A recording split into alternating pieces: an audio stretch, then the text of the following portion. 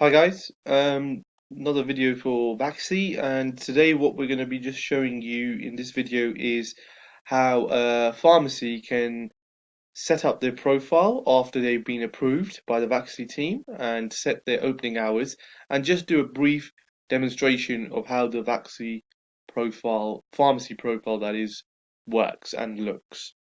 So to log into a pharmacy account or pharmacy profile, just need to click on the pharmacist section, and in the top right corner, go to sign in.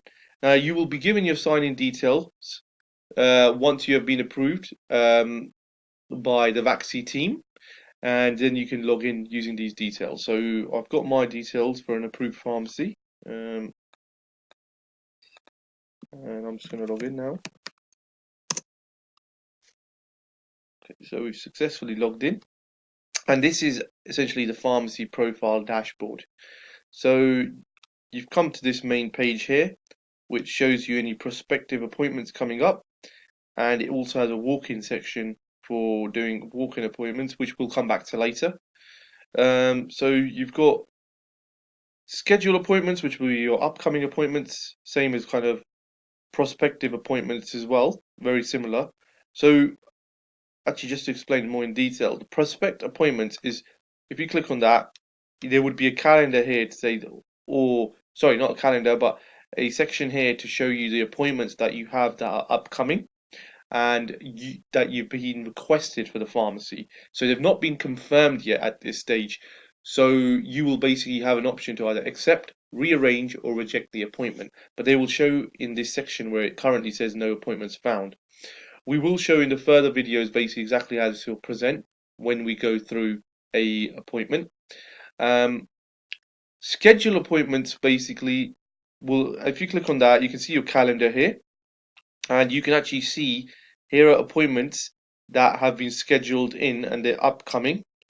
And then this one's available on the coming in on the 30th of December. So if I want to find out further details, just so I can organize myself, you can click in on it, and it tells you who's coming in at what time, a little bit of information about that. But this doesn't actually give us, they haven't provided us with any additional information. They just want to come in and discuss what their requirements are for their trip upon the 30th of December. So this appointment's currently been accepted, but you have further options as mentioned. If you want to rearrange the appointment or reject the appointment, you're unable to do it, so basically cancel it, you can do so by clicking on these options. Updating patient details, this is important because some customers may not give you everything.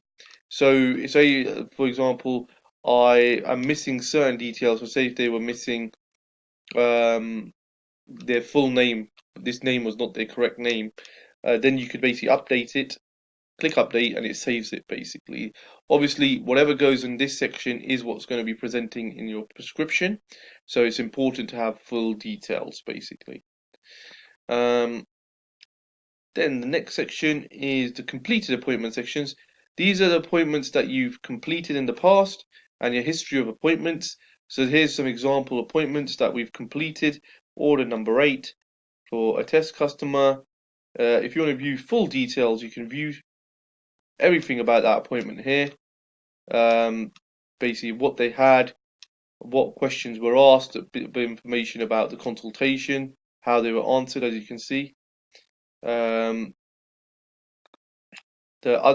bit more about the consultation, the medical history that was taken. This patient got medication, anti-malarials as well. So the questions for anti-malarials that were asked and what the answers were. And you've even got electronic prescription, which you can view for this. For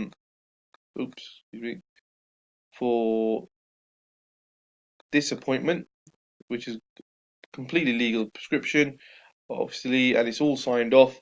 You would have printed this out at the time of the appointment, and it would have basically been filed away like a normal private prescription in your private prescription register. But this is just for viewing purposes only. Okay, so that's that. And it's also got prescriber notes as well. further details you can even view is post-administration details, the batch of the vaccination administered, batch numbers, expiry dates. These in particular, as you probably know from your history of working in travel clinics, it's extremely important to have, because some people, they do lose information about their vaccinations. They lose the little booklets that you write up their vaccination history in, and they may come back and say, look, I need that information, and now you've got this always to hand. You don't have to trudge through loads and loads of risk assessment forms. So that's the completed appointment section. You've also got a cancel appointment section, which will basically just show appointments that you've cancelled, and you've got an option to clear those appointments anyway. That's if you want to keep them just for reference, it is there. And also you've got a prescriber section basically, which will show you the prescriptions that have been approved. Currently this got no prescriptions approved because all the orders have been completed. But this is more when a consultation is ongoing and you are waiting for the prescriber to basically approve a prescription, and when it is approved it will come here. And then there's also obviously a prescription declined queue. If there's any declined, if a prescriber does not want to issue anything, it'll come in this section. This is just a bit of an easier way to record things and keep them separate. Excuse me. In top right corner, you've got a notification bell, which will just show you basically updates about what's going on with certain appointments. You can keep this clear and mark them all as red, so your notification clears off, and you can even delete them if you don't need them as well. This is just notifications that come through.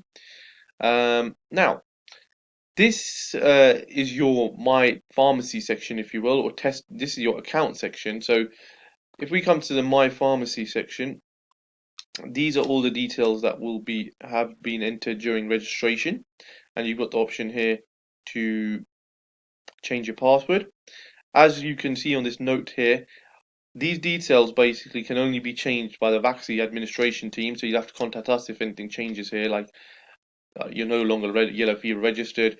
Well, to be honest, we're gonna, with regards to any kind of certification, when it is due for renewal, you will get an email 3 months before as a reminder.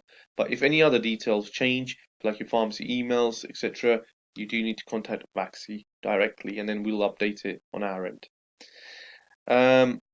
The pharmacist section, these are basically details of the pharmacist working under the pharmacy, and you've got an option here to add a new pharmacist. So if you've got a locum pharmacist that comes in, for example, who wants to join Vaxxy, you can add them, and then they will be approved, and then they basically can be authorized to carry out appointments through Vaxxy. All the information is here regarding the pharmacist that's currently working. This pharmacist certificates would also be in this section down here. We haven't actually added them in the back end. This is just for showing you exactly where the information would go. But yeah, that's what would normally happen. And as you can see, they've been approved just for the purposes of this video. You've also got the ability to remove the pharmacist. So say if the locum stops working, you can say that, look, they're no longer working with us, so we want to remove them from our profile. So you can do so. Okay. Now, coming on to the pharmacy profile. Now, this position is very important, this page. This is one of the first things you want to do once your account has been approved. So this essentially is your pharmacy opening times, which will enable you to have access to appointments from Vaxxy, and this is what the customers will see on the front end when they're booking their appointments. They will see your availability as such. Also, this is what will show on your pharmacy profile on Vaxxy as your opening times. So it's very important to set this correctly. So literally, it's just Monday to through the week. Basically, you select your opening times, your closing times, and the status of the pharmacy, if you're open or closed. So that would be your standard week. There's also a second thing you want to set is if you've got free parking in the area or restrictive parking. And then down here, this is your not available time slot. So this is basically a calendar which says if you're going on holiday, the pharmacist who's running travel clinics, you can select this from here to say I'm going to be away from maybe the 7th to the 14th. So I'm away for all this period of time. So I want to mark it as not available between my opening times 9 a.m. to 6 p.m. So it'll show you once you save it that your not available time says December 7th to the 14th, for example, 9 a.m. to 6 p.m. on that date. No one will be available to conduct appointments. This will then mark the slot unavailable for bookings in the front end. So customers will not be able to book appointments for the pharmacy. So this section, I'm just going to remove this now, is extremely important as mentioned, and the first thing you want to do when setting up your pharmacy profile.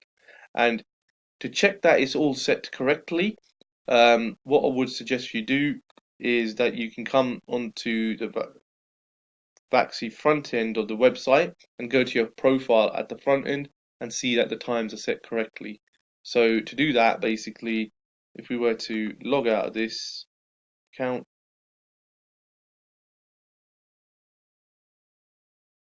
and if I was to just go back on the home page, go to the traveler section, and you go to the pharmacies as we mentioned, come on to test pharmacy. You should be able to see the correct times in this opening times section. All this should be updated correctly. So that's the way that you can confirm this. So yeah, that's basically it when it comes to a pharmacy profile. And yeah, this is going to be the first thing that you do when your account has been approved. And you just have to remember basically, if you have any issues in setting up the account or you need to confirm any details before you set anything live, please do give us a call directly at Vaxxy, and then we can help you set everything up correctly. Thank you.